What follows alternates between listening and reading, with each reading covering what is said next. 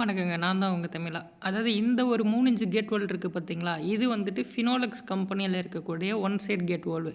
இந்த ஒரு கேட் வால் செட்டப் வந்து பார்த்தீங்கன்னா, ஒரு தோட்டத்தில 11 கேட் வால் இன்ஸ்டால் பண்ணியிருக்குங்க. அதாவது தோட்டத்தில வந்துட்டு எந்த ஒரு வால்வும் வந்துட்டு நம்ம அந்தந்த வயலுக்கு போயிட்டு ஆப்ரேட் பண்ணக்கூடாது. எல்லா வால்வும் ஒரே இடத்துல வேணும்னு சொல்லியிருந்தாங்க.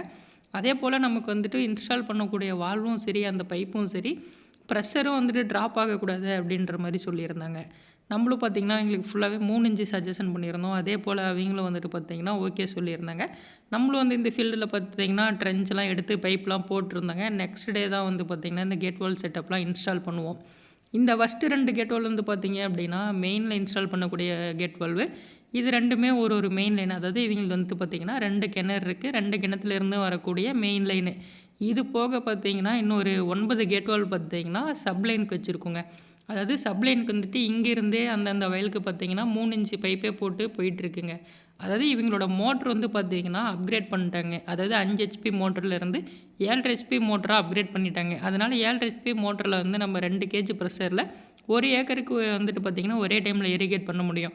அதனால அதுக்கு தகுந்த மாரி பார்த்தீங்கன்னா, வால்வு செட்டப் எல்லாமே வந்து நம்ம சேஞ்ச் பண்ணியிருக்கு. இப்போ இந்த இடத்துல வந்துட்டு இவங்க ட்ரென்ச் எடுத்திருக்க ஆழம் வந்து பார்த்தீங்கன்னா, ஒரு 5 அடி ஆழம் எடுத்திருக்காங்க. அதாவது எப்போவுமே பைப்பு வந்துட்டு டேமேஜ் ஆகக்கூடாது அப்படின்றதுக்காக, நம்ம இந்த இடத்துல பார்த்தீங்கன்னா, ஒரு ஜிஐ பைப்பு வச்சிருந்தாங்க. அந்த பைப் வந்துட்டு குறுக்க வச்சு கட்டிட்டோம். எதுக்காக அப்படின்னா, அந்த கேட் வால் வந்துட்டு செட்டப் கரெக்ட்டா வரணும் இல்லைங்களா? அதுக்காக ஒரு ஒரு வால்வும் இன்ஸ்டால் பண்ணி முடிக்கும்போது பார்த்தீங்கன்னா, நான் வந்துட்டு அந்த பைப் வந்துட்டு பார்த்தீங்கன்னா, அந்த ஜிஐ பைப்போட வந்துட்டு கட்டிருவேங்க.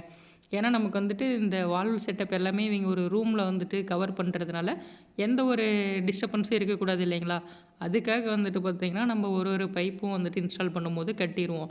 அதேபோல் ட்ரன்ச்லேயுமே வந்து பார்த்தீங்கன்னா, ஒரு ஒரு பைப்புக்கும் இருக்க கேப்பும் வந்து பார்த்தீங்கன்னா, ஒரு 5, 5 இன்ச்சு வச்சுருக்கோங்க. ஃப்யூச்சரில் ஏதாவது ஒரு பைப் உடஞ்சிருச்சுனா கூட வந்துட்டு லென்த் கப்ளிங் போடுறதுக்கு ஈஸியாக இருக்கணும் இல்லைங்களா? அதுக்காக வந்துட்டு நம்ம என்ன பண்ணணும் அப்படின்னா, அந்த ட்ரென்ச்சில வந்துட்டு ஒரு 4 பைப் அல்லது அதுக்கு மேலலாம் போடும்போது என்ன பண்ணணும்னா, ஒரு ஒரு பைப்புக்கும் இருக்க கேப் வந்துட்டு பார்த்திங்கன்னா, ஒரு 5 இன்ச்சு கேப் வச்சு போட்டோம் அப்படின்னா ஈஸியாக இருக்கும். இப்போ இந்த இடத்துல பார்த்தீங்கன்னா, நானும் ஒரு ஒரு வால்வா வந்துட்டு இன்ஸ்டால் பண்ணுவேங்க.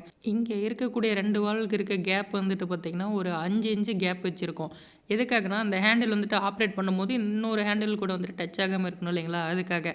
அதேபோல் அந்த டீக்கும் இந்த கேட் வால்வுக்கும் இருக்க அந்த கேப் வந்து பார்த்தீங்கன்னா, ஒரு 7 இன்ச்சு வச்சிருக்கோம். நம்ம இந்த மாரி வைக்கும்போது நம்மளுக்கு ஃப்யூச்சரில் வந்துட்டு ரீவொர்க் பண்ணுறதுக்குமே ரொம்பவே ஈஸியா இருக்குங்க. ஏன்னா, நம்ம இந்த அளவுக்கு பணம் செலவு பண்ணி ரீவொர்க் பண்ணும்போது ரொம்ப கஷ்டமா இருக்கக்கூடாது இல்லைங்களா?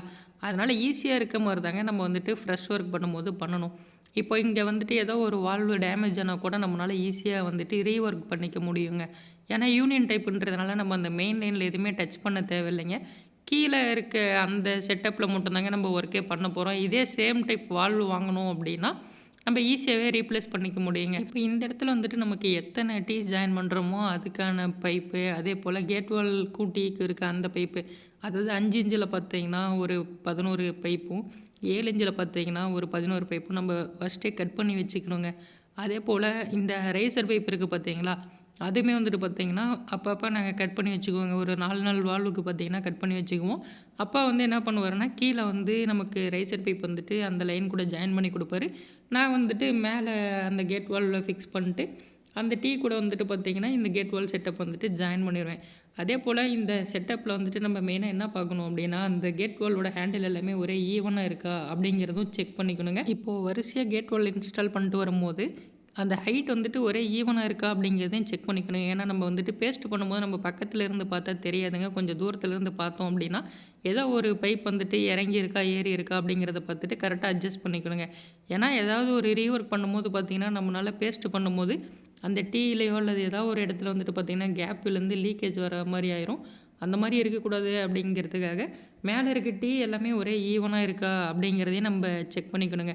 இப்ப நானும் பார்த்தீங்கன்னா, ஒரு ஒரு வால்வா இன்ஸ்டால் பண்ணிட்டு வரேங்க. ஃபைனலா இந்த இடத்துல இருக்க எல்லா வால்வையும் நம்ம வந்துட்டு இன்ஸ்டால் பண்ணிருவோம்.